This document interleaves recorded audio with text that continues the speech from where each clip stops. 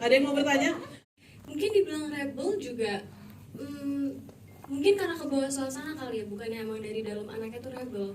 Dia tuh tahu apa yang dia mau tapi dia nggak tahu apa yang dia butuhkan. Jadi dia karena dia posisinya adik, sering dimanja, sering diturutin, jadi dia tuh ya udah apa yang dia mau aja itu yang ngelit dia dalam membuat sebuah keputusan. Dan Aliza itu aku risetnya karena pertama aku nggak aku tuh nggak se-ekspresif dia. Aku itu jauh lebih diam dan lebih nyimpen sebenarnya daripada Aliza. Kalau Aliza kan ekspresif, terus dia ngerasa apapun yang dia lakuin akan diterima sama bunda, sama ayah dan kakaknya. Jadi sebenarnya cara mendalaminya adalah aku berusaha untuk baca skenario terus, dan aku banyak banget tanya sama Pak Angling juga, dan Pak Angling juga sering banget yang Pak Angling tuh orangnya jujur banget. Jadi pada saat reading dia sering juga yang kayak ngomong, aku ngerasa Aliza nih masih harus lebih tone up lagi, Alizanya harus lebih gini, kayak kamu harus lebih gini deh Nau, kayak kamu masih terlalu terbawa sama karakter yang sebelumnya, kamu harus lebih gini.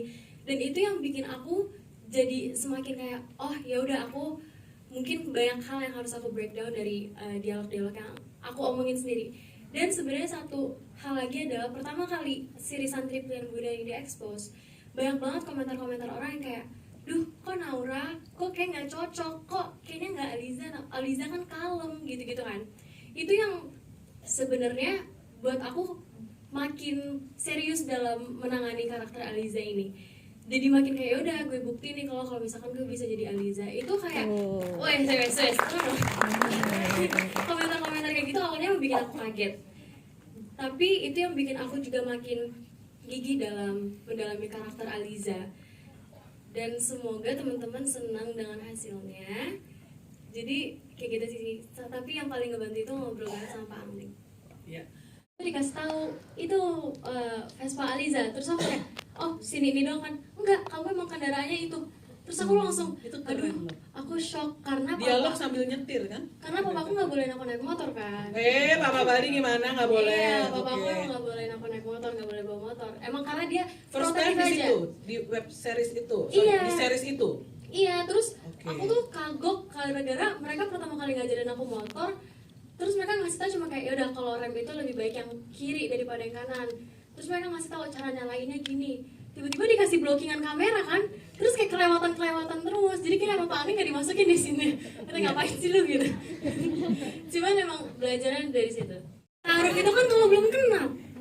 Iya dong. Hanya diperkenalkan, mau nggak apa-apa, nggak menolak. Mau, soalnya aku tuh banyak banget curhat ke mama papa, dan mama papa aku itu tahu every single problem yang aku punya dan aku alamin. Dan itu hal-hal yang bikin hal-hal personal pun tuh mama papa aku tahu banget. Ya. Jadi mama papa sering curhat ke aku sering curhat ke mereka. Jadi mereka tahu apa yang aku suka, aku nggak suka, apa yang sebenarnya aku butuhin, nggak butuhin. Dan kadang-kadang kan kalau kita terlalu kayak misalkan lagi terlalu chaos nih surrounding kita, orang tua aku yang selalu nyadarin kayak kamu tuh sebenarnya butuh gini.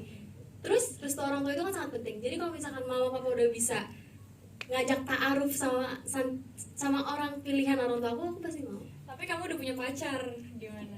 Ya udah, ya pacarnya sih pacarnya sih ta'arufin dong. Kamu sama Zero udah cinta banget lagi. Oke, dalam kehidupan nyata. Dan iya kalau misalkan punya ceritanya kamu udah punya pacar tapi ceritanya ya enggak, ya di cerita series ini kamu udah punya pacar, harus taruh. Tapi kalau di kehidupan nyata kamu begitu juga bagaimana? iya, kan kamu mau nih ditaruhin. Tapi udah punya pacar. Mau. Serius? Dalam kehidupan nyata mau ya? Mau taruh. Oke. Tapi orangnya beda. Iya mau taruh. Ya, taruh kan untuk kenal aja, Alika. Oke, kenapa Kan ya? Kok itu kita udah- jadi menghakimi Naura ya? Maksudnya tuh kayak itu restu orang tua tahu yang terbaik. Jadi insya Allah ya kan. Kan pasti ada. Sabar ya. Intinya yang pasti restu orang tua itu yang terbaik tadi kata. Benar kakak. Sebenarnya Kinan ini kan di sini dia sebagai pengajar ya, tapi kan dia selalu terpapar dengan murid-muridnya ya, santri-santri dan santriwati. Dan aku punya beberapa teman-teman aku dan ada saudara-saudara aku juga yang masuk pesantren. Jadinya dari mereka aku bisa belajar juga, dan aku juga diskus sama Pak Angling kan, si Kinan ini mau dibentuknya seperti apa. apakah dia sangat kaku atau middle kaku atau di bawahnya kaku atau nggak kaku sama sekali gitu.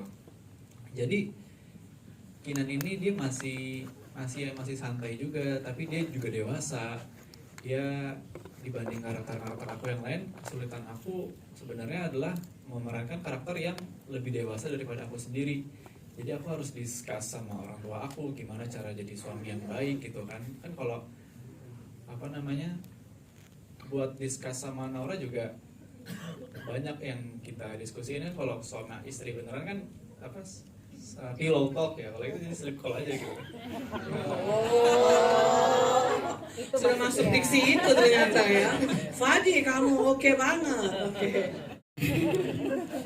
Kamu pengen ditaruhin ya? Ini kan usia-usia kuliah seperti hal. Sama Kak Fadi.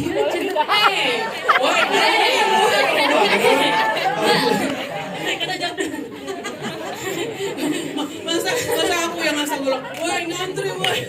Ini teman Naura, semua tepuk tangan dulu dong. Itu ada wartawan pertanyaannya keren banget untuk idolanya. Iya kakak, halo selamat sore, terima kasih pertanyaannya. Cara mendalami sebagai seorang istri, gimana ya? Tadi aku bilang itu. Yang apa sih? Kalau suami istri beneran kan dia pillow talk, tapi kan kita belum suami istri ya. Oh, Jadi iya, kita sleep sleep call. Iya, karena kebetulan aduh, saya takut ngomong deh. Ini bahaya ini bahasanya nih. Oke. Saya aku emang dari dulu tuh pengen banget nikah muda. Dari dulu, sebelum ditawarin santri ini. Jadi begitu ditawarin plan istri yang emang nikahnya umur 20 tahun Aliza ini, aku kayak oke, aku mau. Jadi aku punya eager di dalam diri aku yang tiba-tiba gak tahu gimana ceritanya, ya udah jadi istri aja gitu. Cuman karena emang kebawa sama ceritanya juga kali ya kak, dan sering baca. Aku juga baca novelnya, walaupun aku nggak ngeh sebenarnya ini novel apa Wattpad yang diikutin, tapi aku baca novelnya dan di situ sangat dideskripsi dengan jelas bahwa karakter Aliza sebagai istri itu seperti apa. Jadi yang aku taruh di kepala aku sih sebenarnya karena keseringan, maksudnya syutingnya aku juga tiap hari, jadi berasa tiap kali, aku nggak tahu ya, tapi setiap kali syuting adegan yang ada di sini tuh berasa. Apalagi keluarga aku ada ayah Irki, kakak Alika, bunda Sarah, kita berempat tuh yang beneran klop banget. Dan kita syuting di Parung 2 minggu straight di rumah itu. Jadi kita terus. Jadi makin lama bondingannya makin kuat. Kok aku nggak disebut? Tar dulu. Terus kan di syuting di adegan rumah itu kan sebagai istri ya. Jadi ada Kinan. Kita punya grup sendiri, grup keluarga beneran, kayak keluarga beneran. Namanya gitu. Iya, namanya LP bikin Family. Bikin WA grup gitu. Iya. Dan kita manggilnya beneran ayah. Itu ayah ini. Jangan dibubarin gitu ya. Ayah takut. WA grupnya jangan dibubarin. Ayah yang paling chaos sekarang. Adminnya siapa tuh adminnya? Adminnya ayah sama bunda. Kalau ada bunda Sarah hari ini pasti seru banget, tapi bunda Sarah masih di pasti. Singapura. Cuman yang bikin aku bisa jadi istri mungkin karena bondingan antara keluarga ini kali ya. Dan kita syutingnya tuh, aduh aku nggak tahu tapi kayak gitu sih kak, mungkin karena aku bawa ceritanya juga. Iya. Kalau mau lebih dalam lagi, dapat tersipunya Naura nanti di indoor sesi interview ya. Oke, sudah cukup terjawab ya. Oke, tepuk tangan dulu dong untuk para pemain keren. Kalau teman Naura mau bertanya nggak di sesi yang kali ini ya?